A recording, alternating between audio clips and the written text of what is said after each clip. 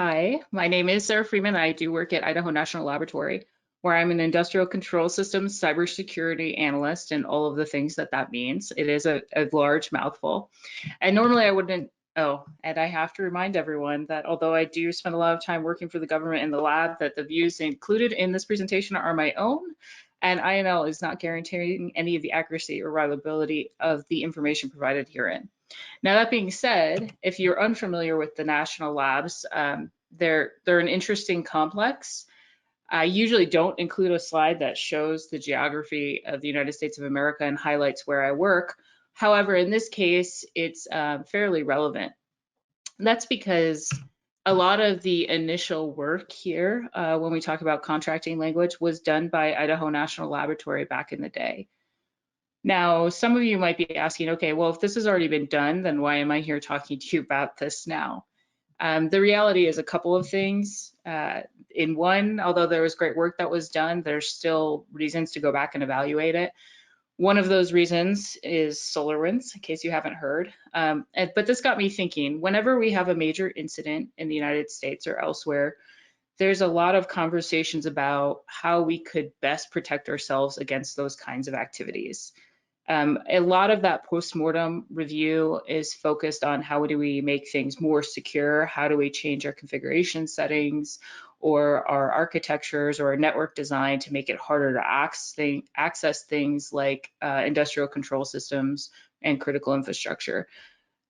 But there's other parts to that security lifecycle, and one of those things is this concept of contracting language, which many people don't find to be the world's most exciting topic. I have no idea why that would be the case. It's truly stimulating. A lot of the origin work for those projects actually came out of the 9/11 post-mortem activity following the commission. There is this recognition that there is this such a thing as cyberspace, and it's essentially a public good. And so it's important to consider necessary mechanisms to protect infrastructure, including the internet and how we integrate it into our lives. So in that space, there were three general strategies that were promoted in some of that initial documentation that talked about the importance of protecting United States critical infrastructure, recognizing that the main way to do that was a reduction in vulnerabilities. But in the event that you were unsuccessful, there was also the importance to minimize damage and recovery time following an attack. One of the major outputs of that project that I mentioned at INL is this initial thing. If you haven't seen this before, there's a couple of variants on it, but the cybersecurity procurement language for control systems.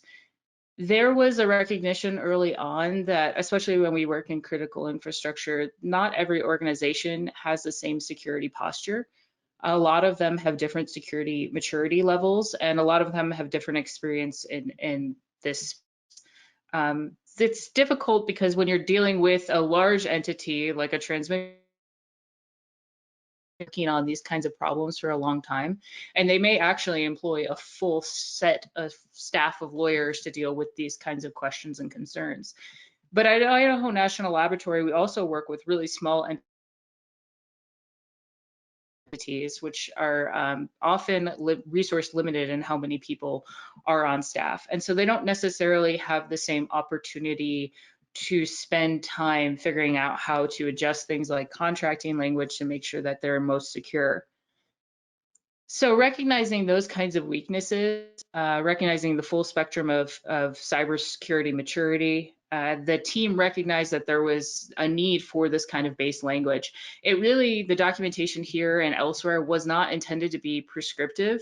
It was just supposed to serve as a guiding document. And that's actually a series of themes you'll see throughout this work that's gone on.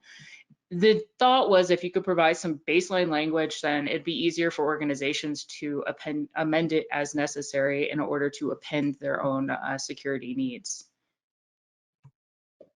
So if you haven't read this document, it covers a ton of areas, but it is a fairly outdated document in a lot of ways. Things like physical security are still important, obviously controlling remote access, ensuring that your systems are properly hardened, looking at end devices, all of these things are still very much important, but some of our thinking has evolved over time.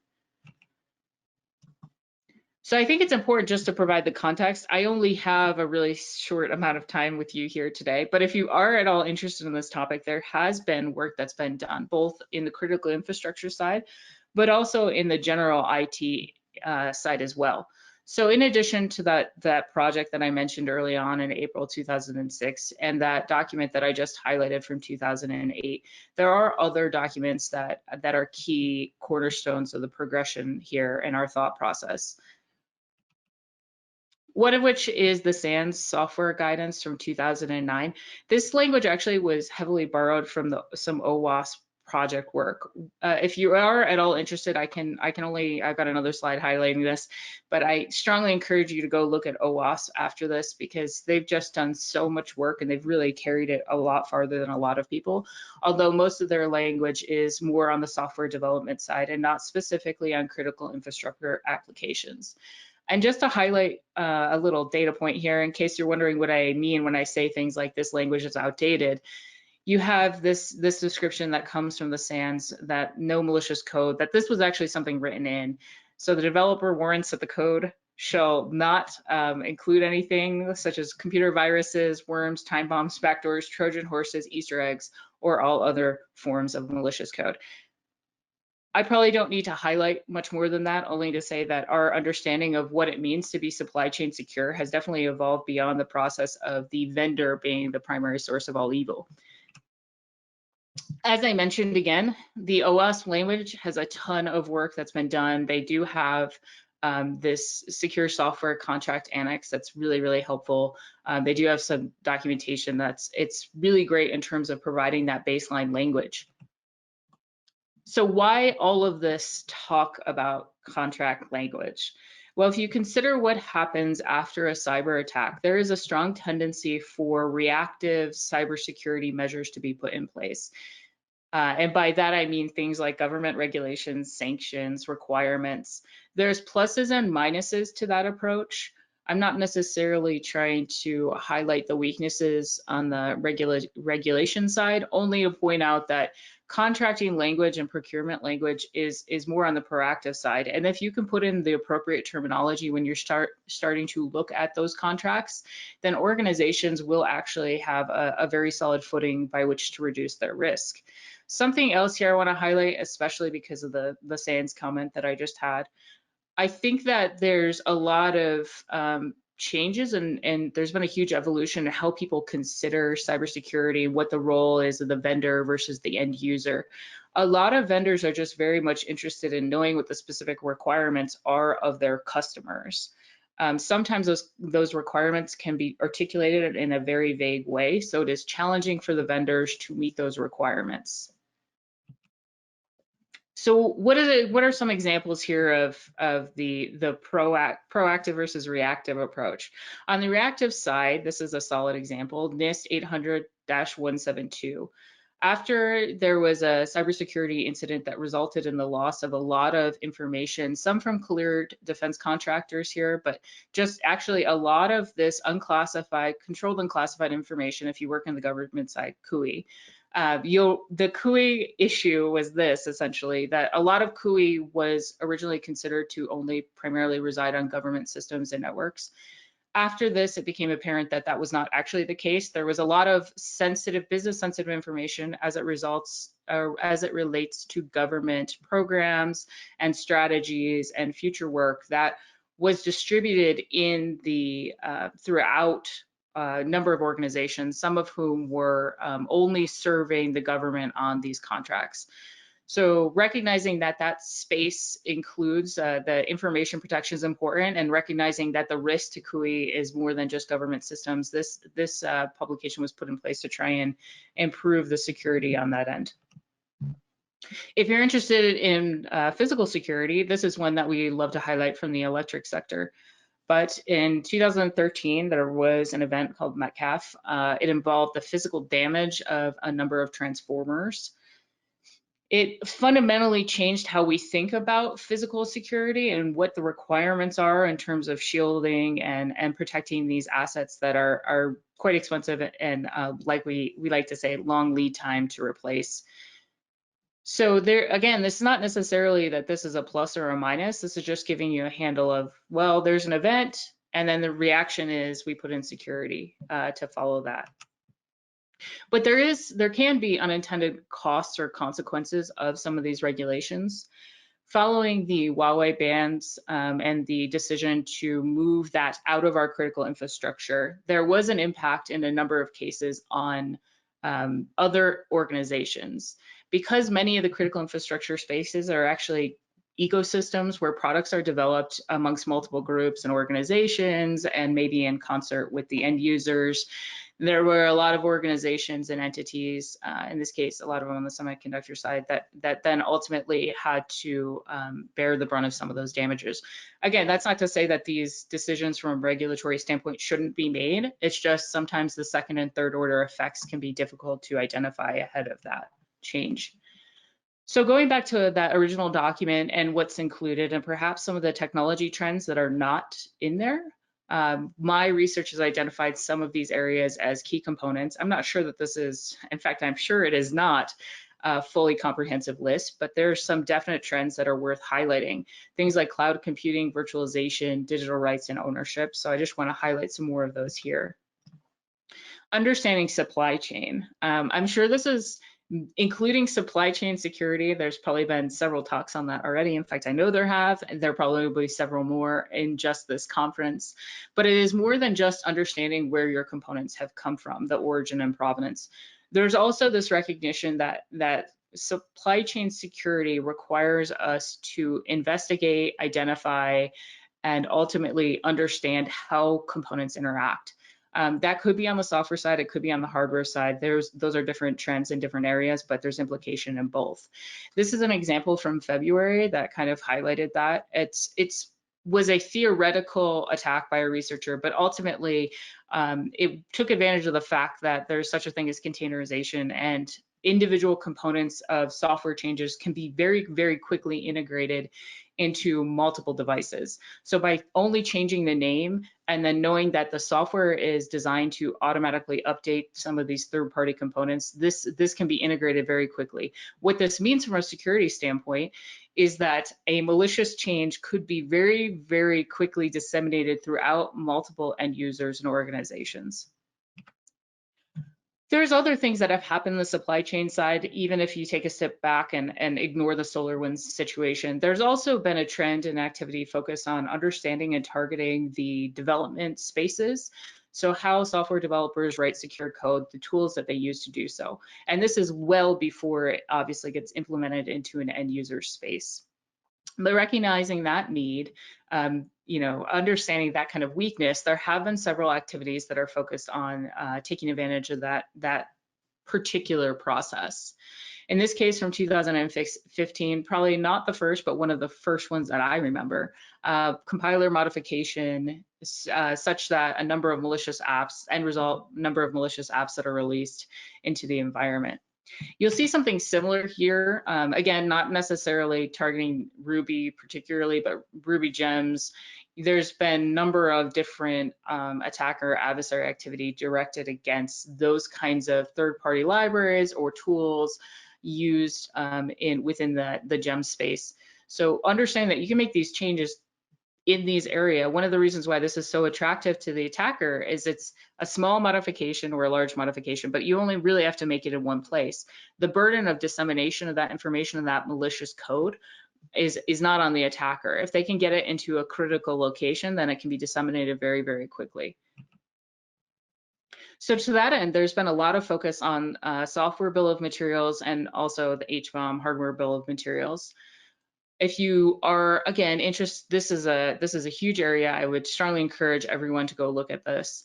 But this is trying to address the issue that we have today about our ability to identify what the makeup of components, both on the hardware and software level, is as we procure devices. There's actually a lot of work that's being done right now in the energy sector. So DOE, INL, NTIA are currently fielding a proof of concept in the energy sector. And DOE Caesar's Citrix program has actually made a lot of headway trying to do cyber testing on these devices. The difference here, or one of the key parts of the gap that SBOM is trying to address and HBOM, is recognizing that we only have a very high level of understanding of what components, subcomponents make up our systems. If you can better identify these individual components, then we can recognize more easily if there are changes that put things at risk. So SBOM components go across the board, things like license, histories, pedigree, transparency, integrity, provenance. These are all things I kind of highlighted already. And the way to best do that, because it's so challenging to keep track of this data and to share it, there's been a lot of work focused on recognizing or developing different mechanics to share that data most effectively. One of the key parts to the SBOM, and one of the reasons why it makes it so challenging, is you're not necessarily talking about cybersecurity and the supply chain security when a device is fielded, but throughout its entire life cycle. So as patches are implemented or released into the wild, there could be changes in the components. And that's what this is highlighting. These are all representative libraries, but you can see there's the box change. As new versions come out, there's changes that could be introduced. And so software bill of materials, hardware bill of materials, especially on the software side, it's important that we keep track of the components and subcomponents of our systems, not only when they're initially bought, but also as they change and evolve over time as patches and modifications are introduced. This is one more highlighter, a really interesting story here. I encourage everybody to go check this one out. But essentially, the interdependencies in the internet and other systems rely on a number of third-party softwares, and modifications of those can break many things. So I mentioned this earlier, worth one more shout out. OWASP does have some really good contracting language, in part because they were some of the first entities that I've seen that recognize the fact, the reality really, that there's libraries and frameworks that are coming from multiple places that are being integrated into software. So although their language is not ICS or operational technology or critical infrastructure specific, they have been very forward leaning in recognizing some of those risk areas. Cloud integration. Cloud integration is kind of interesting because on the critical infrastructure side, although it is becoming more prevalent in very specific applications, there's almost no guidance about how to do that securely. This NERC document is actually one of the better ones. It does highlight things that are really interesting when you talk about the security of your data. For example, where the servers are located in terms of whether or not those reside in the US or elsewhere, and what implications that might have for your data security. Again, in the critical infrastructure space, it's almost a little too challenging to determine exactly how some of these decisions could be used against us on the adversary side. But it's a fundamental issue, and it's actually becoming a lot more prevalent. So it's something that should be looked at and considered, and really the contracting language should be amended to include those kinds of risks. This is another case. It's one of the things that we talk about when we talk about software bill of materials and hardware bill of materials. Specifically on the hardware side, we tend to look at only the equipment that's in our physical control. The reality is, if you buy into a cloud provider, cloud as a service, you are taking on the risk and the potential vulnerabilities of the organization from which you're getting those services. So here, cloud systems, like any other local systems, can be targeted with certain vulnerabilities, like Meltdown Inspector. Going here a little quickly, but data resides in multiple places. One of the things we've talked a lot about is the concept of a walled garden, and perhaps the long-term implications for critical infrastructure owners and operators if they don't necessarily maintain a copy of their data locally. As you buy into specific vendor options, right now the assumption is that that infrastructure and that data will be available forever. But as you basically give away permission to that and you're reliant on somebody else's business model, if there are changes in that market space, you may actually lose access to your data. This kind of highlights this a little bit, kind of the intersection actually between walled gardens and cloud service providers in general. Cloud services, cloud integration has a lot of advantages in terms of increasing the resiliency and keeping backups, running things efficiently. It actually has huge implications for being able to do data and other computation with greater resources more effectively.